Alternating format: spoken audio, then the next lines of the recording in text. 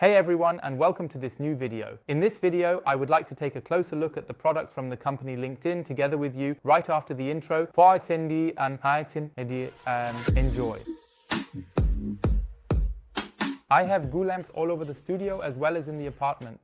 Those are the ones with that strange pin.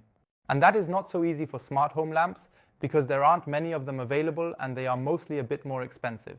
I suspect that building lamps of this size is somewhat more complicated than making the larger ones, as you have to fit the same functionality into a smaller housing.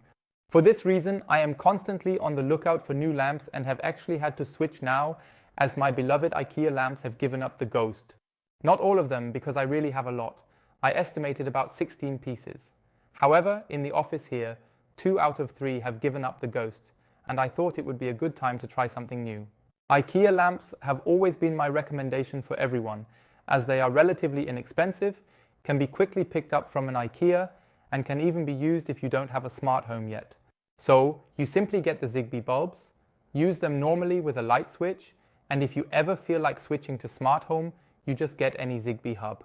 By the way, here's how you can build your own Zigbee hub, link above, and just like that, you can make your lighting smart with a click. The downside is that they can only be controlled in terms of brightness, and there is theoretically also the possibility to control the color temperature or even the color. I always find controlling the color as a ceiling lamp somewhat unnecessary, because the main purpose is to illuminate the room, and I find the color aspect a bit annoying.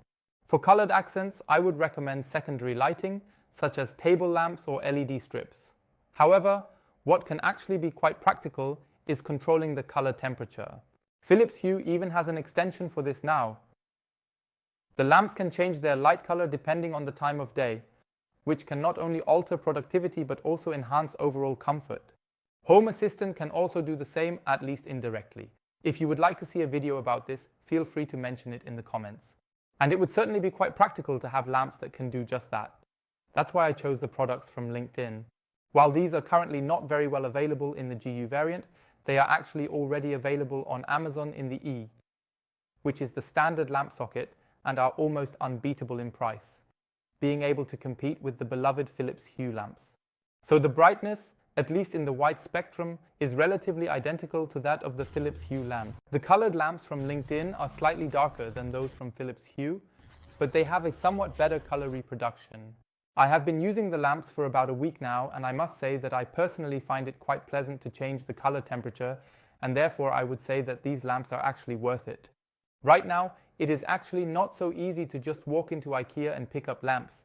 Shipping from IKEA costs quite a bit, and even for picking up at IKEA, you still have to pay $10. Accordingly, if you are looking for GU or E Zigbee-capable lamps, then take a look at the Linkind lamps. I will include the links in the video description below.